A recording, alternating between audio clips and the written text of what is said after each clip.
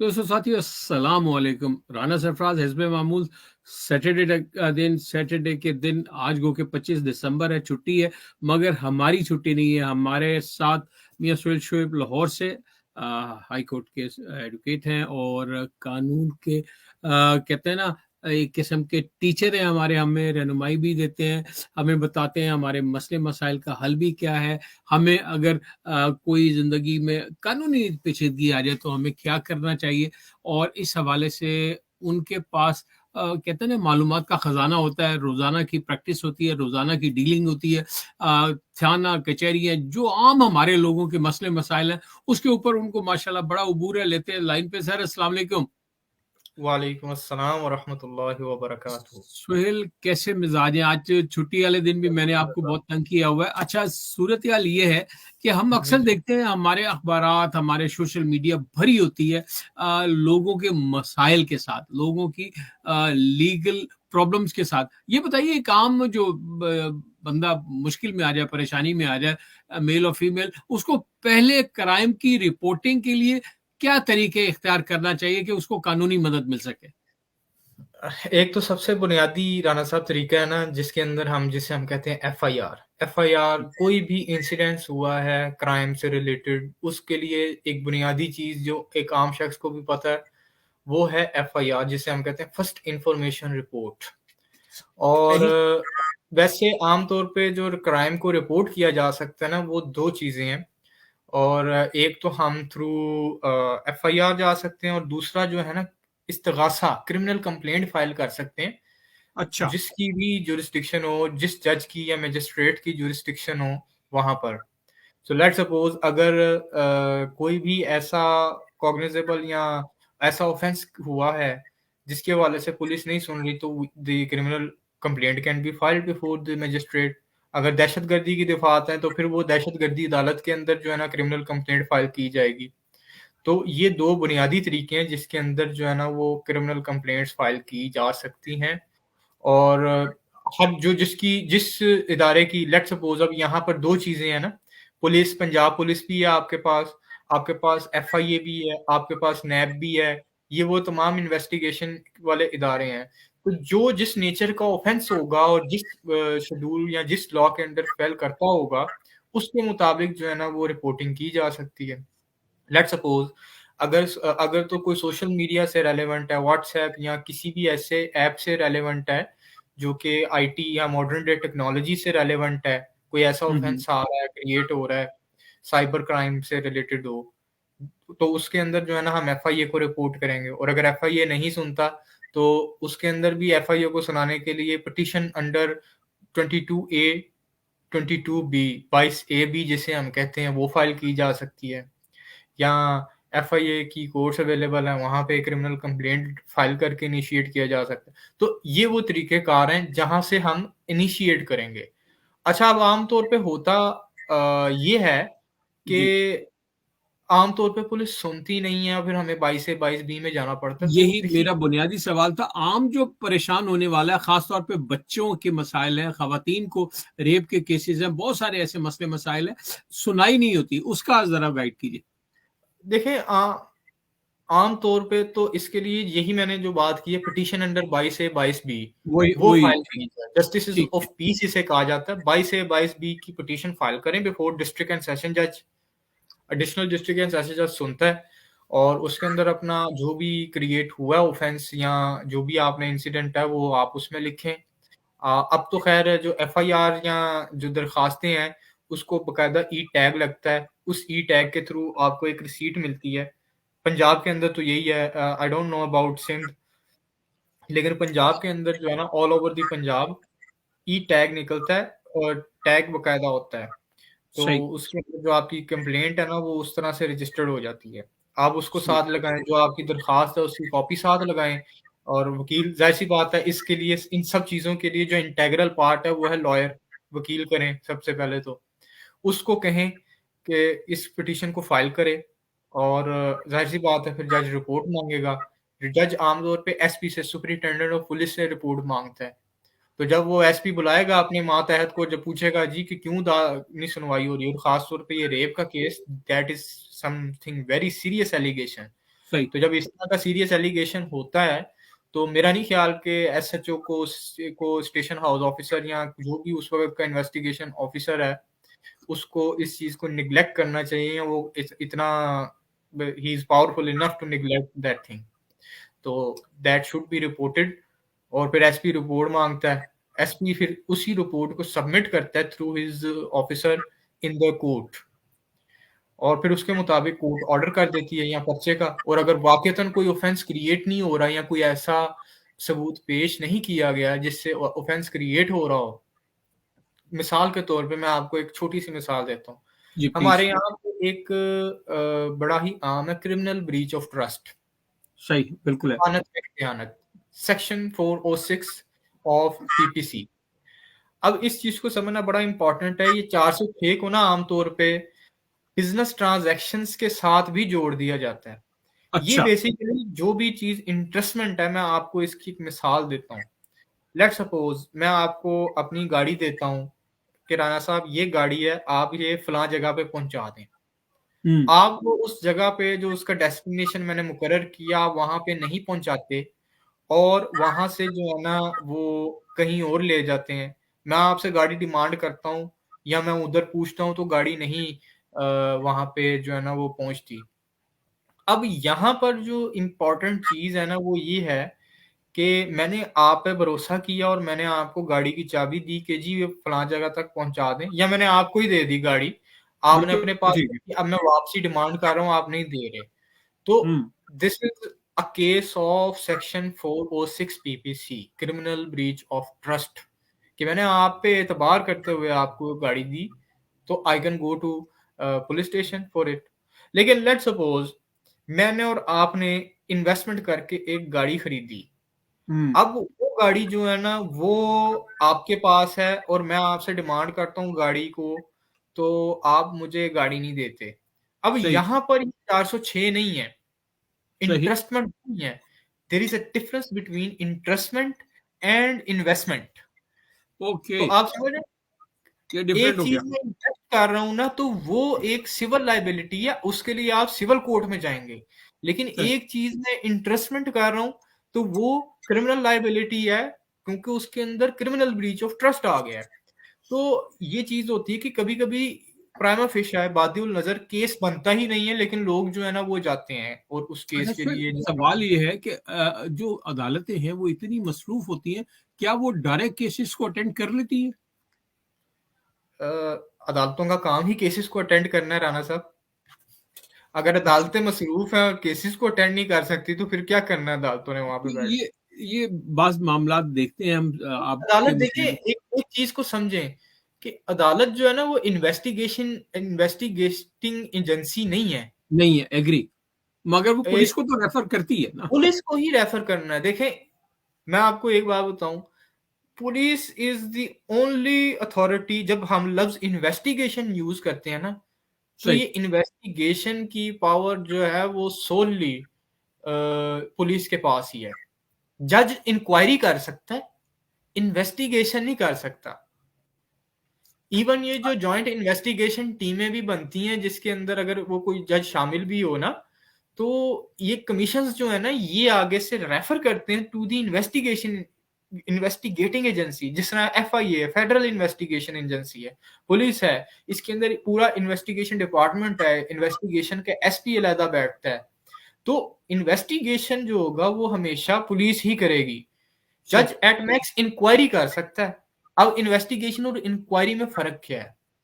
Investigation जो है इसके अंदर जो भी एक्यूज्ड है या जो कंप्लेनेंट है उनको बिठा के उनसे प्रॉपर पूछताछ की जाती है, उनसे सबूत मांगे जाते हैं, उनको सारा कुछ पूछा जाता है। इंक्वायरी ये होती है कि जज जो है उसके सामने एक रिपोर्ट आती है, वो उस रिपोर्ट को देखते हुए जो है ना वो अपना उसके अंदर जो है ना कोई रिमार्क्स दे सकता है। इन्वेस्टिगेशन टोटली एक डिफरेंट चीज है। तो लिहाजा सही है। अदालतों का काम जो होगा वो सिर्फ एट मैक्स इंक्वायरी होगा या ट्रायल कमिट कंडक्ट करना होगा। ट्रायल के अंदर भी ये होगा कि क्रॉस एग्जामिनेशन जो कर रहा होगा वो जज तो नहीं करेगा, वो तो हम्म। करेगा वकील। हम्म। क्योंकि हमारा system, our system is called adversarial system. तो सही। एडवर्सेरियल सिस्टम के अंदर तो इंक्वायरी जो है, सॉरी, जो क्रॉस एग्जामिनेशन है वो लॉयर्स करते हैं, लॉयर्स आर सही, एक्टिव पार्ट ऑन इट। सही, तो जजेस जो होंगे उनका काम ये होगा कि आया के बादियुल नजर केस बनता है। जिस तरह मैंने आपको दो मिसालें दी, पहली मिसाल के अंदर क्या था, इंटरेस्टमेंट थी, दूसरी में इन्वेस्टमेंट थी। अब जहां ठीक पे है, इन्वेस्टमेंट थी वहां पे बादियुल नजर केस ही नहीं बनता, तो एफआईआर क्यों रजिस्टर्ड हो, क्योंकि कोई क्राइम ही नहीं कमिट हुआ। सही, तो ये वो चीजें हैं जिनको देखना होता है, और इस तरीके से हम अपनी किसी भी कंप्लेंट को कर सकते हैं। सही। आपकी इजाजत हो तो सवाल करूं। इस वक्त जी जी बड़ा मशहूर और मारूफ केस है नूर मुकद्दम का। जी। उसमें कुछ चीजें, देखिए, गया मामला को अदालतों में चला गया, हम उस पे तो नहीं, मगर कहीं ना कहीं आईओ की उसमें कोई ऐसा झोल नजर आ सकता है, रिफ्लेक्ट होता है या कोई चीज होती है, तो ऐसे में जज क्या दोबारा इंक्वायरी कंडक्ट कर सकता है? बिल्कुल, री इन्वेस्टिगेशन का जो है वो दे सकता है, और इनफैक्ट पार्टीज के पास राइट है कि वो इन्वेस्टिगेशन को ट्रांसफर करा दें, चेंज करवा दें। लेकिन once the trial is started, अगर ट्रायल स्टार्ट हो गया तो फिर री इन्वेस्टिगेशन पे नहीं जाएगा। नहीं क्योंकि होगा, फिर अच्छा। फिर देखें, फिर तो यहाँ पे जो एविडेंसेस हैं उनको मैन्यूवर करने का फिर मिल जाएगा। इस तरह तो ये कभी भी खत्म नहीं होगा। ऐसा ही इस है, बिल्कुल ऐसा ही है, तो बिल्कुल ऐसा ही चालान जमा होता है ना 173 का, मैं थोड़ा सा, हाँ बिल्कुल, आपने बड़ा अच्छा सवाल किया मेरा, क्योंकि ये शायद मेरे जेहन में आते ही ना ये पॉइंट। देखें, एफआईआर लॉज हुई, एफआईआर लॉज होने के बाद इन्वेस्टिगेशन होती है। Once the investigation get complete got completed, तो सही। तब जाके 173 सेक्शन 173 सीआरपीसी का चालान जमा होता है। जब चालान जमा होता है तो फिर अगला स्टेप आता है कि चार्ज फ्रेम किया जाता है एक्यूज को बिल्कुल बुला सही। के। अगर एक्यूज गिल्टी अपने आप को मान ले, कन्फेशन कर ले बिफोर द कोर्ट, तो फिर डायरेक्ट उसे सेंटेंस सुनाई जाती है, जजमेंट आ जाती है। और अगर वो अपना जुर्म एडमिट ना करे, सॉरी कन्फेस ना करे, अब ये एडमिट यहाँ पे लफ्ज नहीं आएगा, कन्फेस आएगा। I will let you know the difference between admission and confession. जब क्रिमिनल सही। लॉ होगा तो ये कन्फेशन होगा। तो कन्फेस जब होगा, तो कन्फेशन के अंदर जो है ना, अगर तो वो कन्फेस नहीं करता तो फिर ट्रायल शुरू हो जाएगा। एडमिशन एक सिविल पार्ट में होता है, यानी कि मैंने अपना कोई सिविल राइट मान लिया तो आई एडमिट माई लाइबिलिटी। सही। जब मैं फौजदारी के कानून के तहत आऊंगा, क्रिमिनल लाइबिलिटी में आऊंगा, तो I am confessing of committing a crime. तो सही। ये दो चीजों में डिफरेंस है। खैर एनीवेज, तो ये इन्वेस्टिगेशन जब तक कंप्लीट नहीं होती तब तक पार्टीज के पास राइट है। देखें, जज अपने तौर पे तो वहां पे जज तो अपनी कुर्सी में बैठा हुआ है या अदालत में बैठा हुआ है।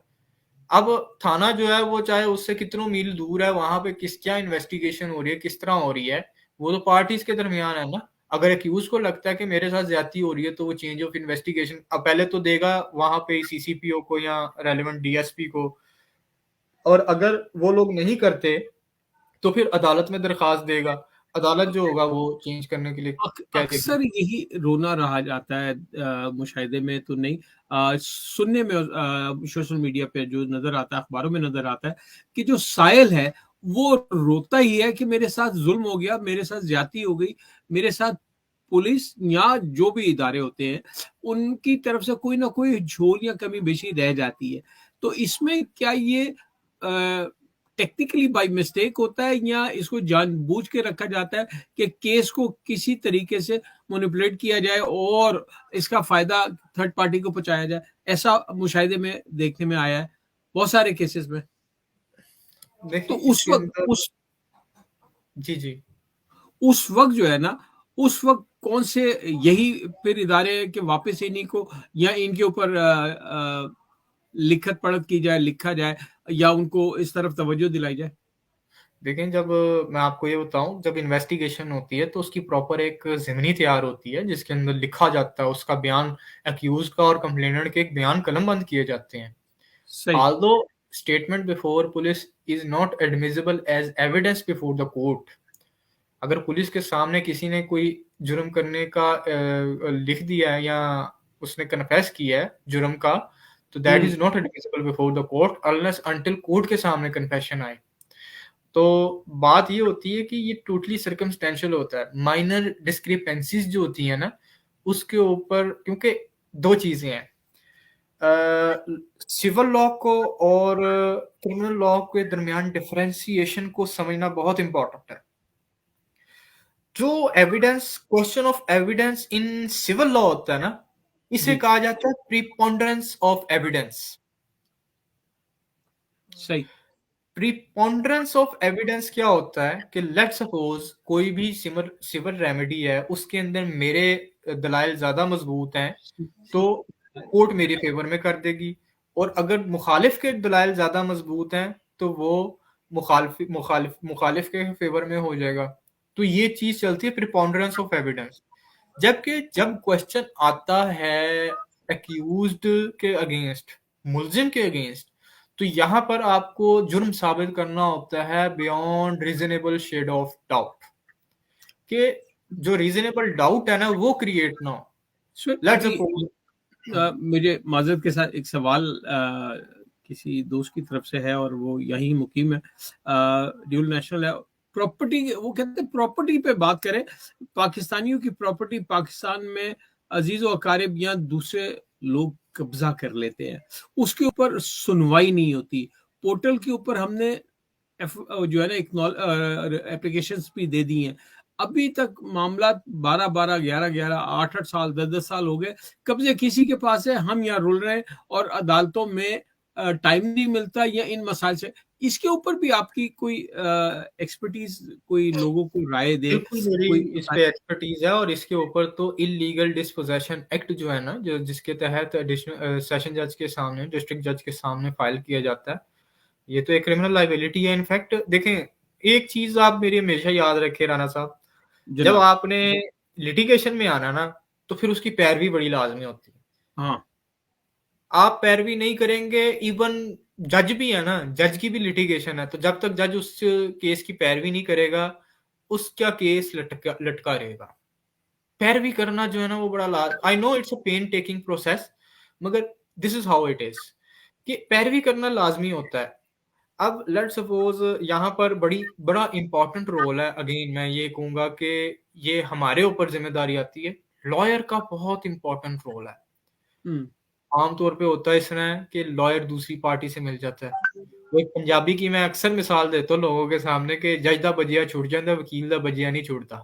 अल्लाह माफी, अल्लाह माफी। तो सही है। वकील अगर कोई गलत काम कर दे या दूसरी पार्टी से मिल जाए या आपका केस खराब कर दे, तो यू कैन डू नथिंग, क्योंकि आप सही। वो जो प्लीडिंग्स हैं उनसे बाहर तो जा नहीं सकते। अगर प्लीडिंग्स के अंदर हमने कोई बात लिख दी है जो कि साइंड है, तो खैर ये और तरफ बाहर निकल जाएगी। इलीगल डिस्पोजेशन एक्ट के तहत जो है ना आप फाइल कर सकते हैं। अगर आपका कोई भी एतबार वाला बंदा है, उसे special hmm, power of attorney यहाँ पे भेजें और वहां पर जो है ना केस फाइल करें और उसकी रिपोर्ट लें। अब तो आपके लिए खुशखबरी ये है जनाब। कि डिस्ट्रिक्ट कोर्ट्स का ऑल ओवर दी पंजाब, जितनी भी डिस्ट्रिक्ट्स हैं, उन सब के ऑनलाइन जो है ना वो बन गए हुए हैं। जब भी कोई केस फाइल होता है, उस केस की प्रोसीडिंग्स नेक्स्ट डेट जो है ना आपको ऑनलाइन भी मिल जाती है। अब लाहौर अल्लाह। हाई कोर्ट की वेबसाइट पे जाएंगे, district court Lahore high court की वेबसाइट में, डिस्ट्रिक्ट जजेस की वो डिस्ट्रिक्ट कोर्ट्स की वेबसाइट है, वहां पे जाके सिविल आपको क्रिमिनल या कोई भी सेशन कोर्ट के अंदर केसेस हैं या डिस्ट्रिक्ट कोर्ट के अंदर केसेस हैं, वो सब के सब जो है आपको ऑनलाइन मिल जाएंगे। लेट सपोज आपके खिलाफ को केस फाइल हुआ हुआ है, आप वहाँ पे केस नंबर लिखेंगे, उसकी सारी डिटेल से मुराद ये है कि पेशियां आ जाएंगी या उसका मौजूदा स्टेटस आ जाएगा, फॉर एविडेंस है, फॉर फाइलिंग रिप्लाई है, या क्या है। जाहिर सी बात है, एक्सटेंसिव या तफसीली ऑर्डर तो आपको अदालत से ही पता लगेगा, लेकिन ये बिल्कुल। ऑनलाइन भी पता लग जाता है। तो अच्छा, आपको ऑनलाइन। सिर्फ और सिर्फ आप सोलली रिलाई नहीं कर रहे होते अपने वकील के ऊपर, आप खुद भी चेक कर सकते हैं उसको। ऑनलाइन नजर आ रहा होता है कि वकील अपेयर हुआ है या नहीं हुआ, डेट पे डेट आई या नहीं आई, डेट नहीं, लगी थी वकील तो के उसके ऊपर अपीयर क्या होने का नहीं, कार्रवाई। सिर्फ ये लिखा होता है कि for filing reply, for evidence, for arguments, बस ये चीज होती है। वकील का अच्छा, ये अपीयर चीज। होना ना होना वो नहीं लिखा होता। हम्म, उसके लिए तो जाहिर सी बात है, one must apply in the court, जो एलमंद है उनके पास। लेकिन ये आपको पता लग जाता है कि आपकी नेक्स्ट डेट कौन सी है और किस प्रोसीडिंग्स के लिए है। ओके। सही है। तो एट ऐसा लीस्ट इस चीज का फायदा तो हो जाता है ना कि भाई ये ऐसा हाँ, प्रोसीडिंग्स के लिए तसल्ली तो हो जाती है कि हाँ जी, केस ऑन ऐसा नहीं पाइपलाइन है। होगा कि आप यू आर टोटली ब्लैंक और totally relying on your lawyer कि वो आपको बताए कि भाई अगली तारीख क्या है, नहीं तो आपको नहीं पता कि अगली तारीख क्या है। अब एक घर बैठे बैठे आपको अपने केस की अगली तारीख पता लग जाए तो मैं कहता हूँ कि एक फर्स्ट स्टेप है towards betterment in the court proceedings या प्रोसीजर्स ऑफ द कोर्ट। सही। तो तो ये जो क्लाइंट खुद भी पता लगा सकता है। हमने डिस्कस कर लिया कि एफआईआर और इस किस्म की जो चीजें हैं, उसके लिए एक आम साहिल को कहाँ जाना चाहिए। जिस तरह एक दोस्त ने निशानदेही की, प्रॉपर्टी का बड़ा जेन्युइन केस है, आप इससे अवेयर हैं।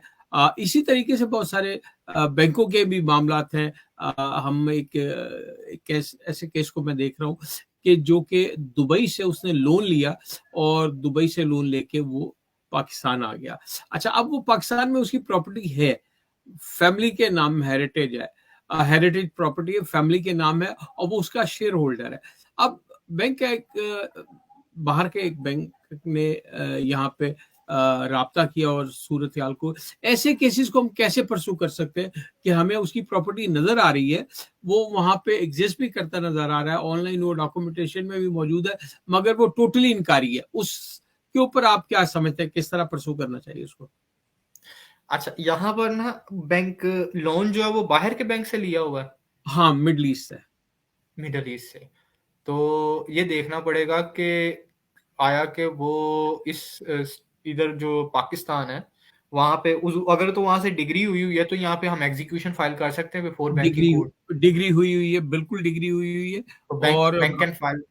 बाकायदा मेरे पास तो रेड वारंट भी है, और रेड वारंट 2 साल पुराने भी हैं।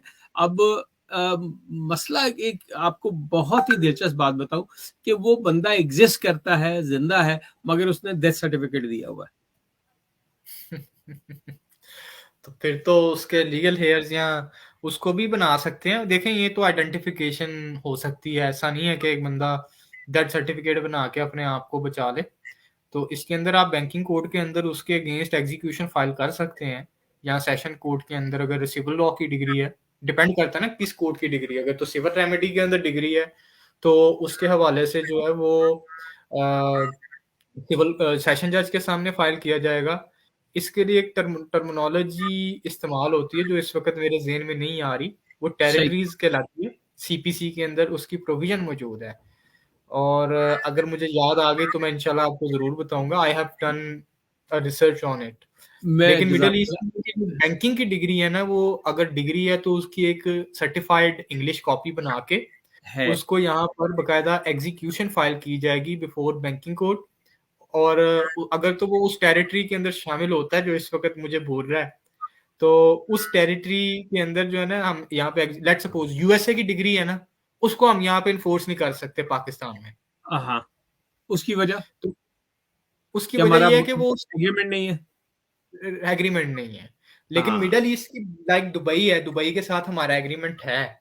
दुबई के लोग, दुबई मिडल ईस्ट के अंदर लेट सपोज दुबई है, तो you can file an execution if the degree of the court is before that by the मैं आपको डन बाय दैट ये कंट्री। बस मिडल ईस्ट तक ही रखता हूँ। मैं आपको थोड़ा सा दिलचस्प वाकया बता दूं।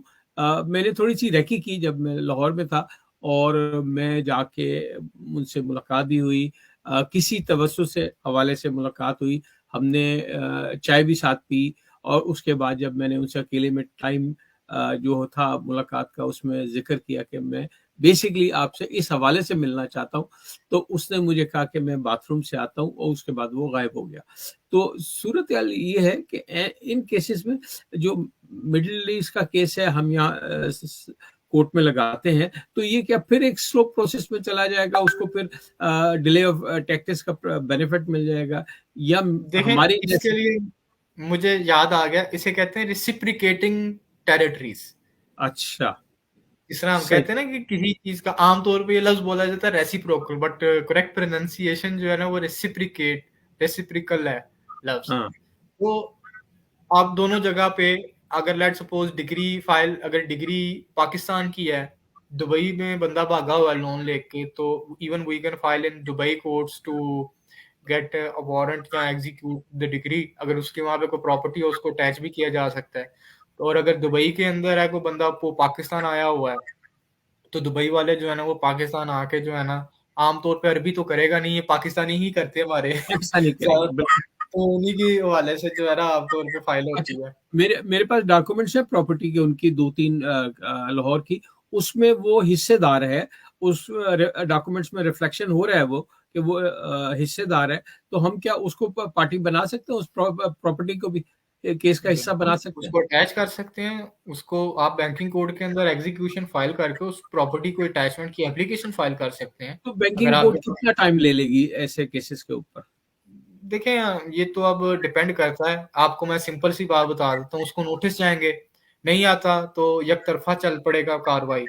और सही। अगर वो आ जाता है तो वो एप्लीकेशन फाइल कर सकता है, वो उसको डिले भी कर सकता है। ऐसे वो ऐसे तो केस में आपका जबकि तो वो एक्सपीरियंस रहा है। उसकी तरफ से डेथ सर्टिफिकेट आ जाता है कि वो एग्जिस्ट ही नहीं करता, मेरे इल्म में ये है फिर बात। उनके लीगल एड्स को बनाना पड़ेगा। क्योंकि उन्होंने नाम बदल लिया हुआ है, बंदा मौजूद है, नाम बदल लिया सेक्शन हुआ है। और सेक्शन 23 ऑफ एफआईओ कहता है कि जब डिग्री पास हो जाए उसके बाद कोई प्रॉपर्टी जो उस बंदे के नाम की होती है वो आगे ट्रांसफर नहीं हो सकती। ओके, तो ठीक। लेट्स यानी कि सपोज सोल्यूशन है। अगर उसके डेथ सर्टिफिकेट के अंदर जो उसकी आ रही है वो डिग्री के बाद का बना हुआ है ना, तो फिर तो समझे आपको फायदा है। लेकिन अगर वो पहले का डेथ सर्टिफिकेट बना हुआ है डिग्री से पहले का, नहीं तो no degree could be pass against a नहीं नहीं नहीं डेड पर्सन। नहीं, तो नहीं, फिर एग्जीक्यूशन की प्रॉब्लम बात, हो जाएगी। वो बात का केस है, और बहुत बात का केस है। नजर आ रहा है। बट अगर ये इस तरह का जाली डेथ सर्टिफिकेट बनाया हुआ है तो you can go in another way. आप उसके अगेंस्ट क्रिमिनल फाइल कर सकते हैं क्राइम का, सही। कि भाई ये पर्सन जो है ना इसने जो नाम चेंज किया है, जाहिर सी बात है कोई ना कोई तो रखा होगा ना। हाँ, तो नाम है, चार बिल्कुल सौ है। बीस को 420 का फाइल किया जा सकता है। इनफैक्ट वो नाम चेंज कर सकता है, लेकिन अपने थंब इम्प्रेशन अगर उसके किसी डॉक्यूमेंट में है, थंब इम्प्रेशन तो अपने नहीं चेंज कर सकता। या डीएनए तो अपना नहीं चेंज कर सकता ना, वो तो सेम ही राइट, रहेगा। बिल्कुल तो सही। अगर उसका कोई बैंकिंग डॉक्यूमेंट जिसमें उसने साइन अंगूठे किए होंगे, वो और ये बंदा जो फेक अब बना के आइडेंटिटी जा रहा है, जब उसके अंदर थंब इम्प्रेशंस मैच हो जाएंगे तो पता लग जाएगा जी कि ये फ्रॉड कर रहा है। तो इस वे में भी जाया जा सकता है उसके अगेंस्ट। सही। In its crime in itself कि आप अपनी आइडेंटिटी जो है ना वो पहले छुपा लिए या डील कर दी है एक without the consent of the court. आखिरी सवाल। पहले केसेस में क्या होता था कि अगर कोई बंदा चेक दे देता था, चेक डिसऑनर हो जाता था, इम्प्लीमेंट कार्रवाई फौरन होती थी। अब उस पर डिले होता है, अब उसके ऊपर एसएसपी लेवल पे जाना पड़ता है, उसके बाद वहां से कुछ मामला होते हैं, फिर वो नीचे आते हैं, और फिर वो, ये क्यों इसमें ऐसा हो गया? अब ये अच्छा, यानी कि अब ये चेक ना का मामला बिल्कुल ही डल सा हो गया कि चेक लेना या देना खतरनाक नहीं रहा। आम तौर पे ना राणा साहब देखें, अब ना जो दौर आ गया ना, अब देखें कि चेक जो है ना वो एक नेगोशिएबल इंस्ट्रूमेंट है। हाँ। चेक को दो मकसद के लिए दिया जा सकता है, या तो पेमेंट के लिए या फिर जमानत के तौर पे बतौर जामिन। अब आम तौर पे होता ये है कि लिखत पढ़त हुई नहीं होती, जुबानी कलामी सारी चीजें चल रही होती हैं। और अब वो ऐसा चेक ही है। आता है, जो बंदा जिसके अगेंस्ट दरखास्त आ रही है वो कहता है जी ये तो मैंने गारंटी चेक दी है। दूसरा हाँ, कहता है नहीं जी ये पेमेंट के लिए दी है। तो अब बात ये है कि कुरान मजीद भी कहता है कि आप जब भी तुम कोई भी कर्जा लो या मुआयदा करो तो उसे लिख लिया करो, और लिख लिया यकीन करो। जाने तुम्हारे हक में बेहतर है, सूरह बकरा के अंदर है। माशाल्लाह, बिल्कुल लेकिन सही खैर, कहा। वो सूरह बकरा के अंदर ये चीज मौजूद है। और दूसरी बात ये कि मुझे समझ नहीं आती कि हम सिर्फ जुबानी कलामी चाह रहे होते हैं। अगर एक चीज रिटन डाउन में आ जाए ना, तो then no one can deny the fact. जब जुबानी चल रहा होता है ना तो फिर यहाँ पे ना अब जो गारंटी चेक्स होते हैं ना उसको 489F नहीं लगती। ये जो ओके। आपने जो चेक डिसऑनर है ना, that is dealt under 489F of Pakistan penal code. और अगर आपने उसके अगेंस्ट सिविल रेमेडी ले अवेल करनी है तो फिर ऑर्डर 37 का सूट या दावा दायर किया जाएगा बिफोर डिस्ट्रिक्ट एंड सेशन जज। ठीक है, तो हमारे समझ पास गया। इसके अंदर दोनों रेमेडीज मौजूद है, सिविल भी और क्रिमिनल भी। तो जहां सही। तक बात है क्राइम की, तो पर्चा कटवाना है, तो जब जुबानी कलामी चेक दिए होते हैं तो फिर वहां पर जो है ना थोड़ा प्रॉब्लम ये आ जाता है कि 489F जो है ना वो गारंटी चेक्स पे नहीं लगता। सिक्योरिटी चेक्स या गारंटी चेक्स के ऊपर 489F नहीं लगती। सिर्फ उस पे लगती है कि अगर वाकयतन मेरी कोई जिम्मेदारी बनती थी और मैंने उस जिम्मेदारी को पूरा करने के लिए चेक दिया है, फिर चेक इनकैशमेंट के लिए गया और फिर वो चेक जो है ना डिसऑनर हो गया, सही। तो मुश्किलात होती हैं। जब ज़बानी आता है ना, ज़बानी ये सारी डीलें हुई होती हैं, फिर ये प्रॉब्लम्स आती हैं। इसलिए ये एसएसपी रैंक तक जाता है, पार्टीज़ को सुनता है और फिर उसके बाद ये चीज़ डिसाइड होती है आया कि वाक़तन कोई ऑफ़ेंस कमिट हुआ है, 489 एक्ट की प्रोविज़न्स जो हैं वो लगती हैं या नहीं लगती। सही। सुहेल, आपके टाइम का बहुत शुक्रिया। आज 25 है, एन्जॉय करें अपने दिन को और हम भी लोगों के ऊपर छोड़ते हैं। उनके लिए उनकी कहते हैं ना रहनुमाई के लिए आपने जो बातें की हैं, शायद इससे किसी का भला हो जाए, किसी का फ़ायदा हो जाए और इस तरह बिल्कुल, ही जो है ना, ये एक आसानी के लिए प्रोग्राम है इसको हम सिर्फ़ एविडेंस के ऊपर बात नहीं करते, हम जर्नल बात करते हैं और अगर किसी के मामलात इससे कुछ रिफ्लेक्ट होते हैं कि ऐसे ही हैं, तो इससे हमारा लेना-देना कोई नहीं, हम तो जनरल बात कर रहे थे। ठीक है सुहेल, आपका बहुत शुक्रिया एक दफ़ा फिर इंशाल्लाह अगले हफ्ते फिर गपशप करेंगे। इसी हवाले से इंशाअल्लाह। आपका कहते हैं अल्लाह की सुपुर्द आपको अल्लाह की ज़ुबान में और तमाम देखने वालों को अस्सलाम वालेकुम। वालेकुम अस्सलाम व रहमतुल्लाह।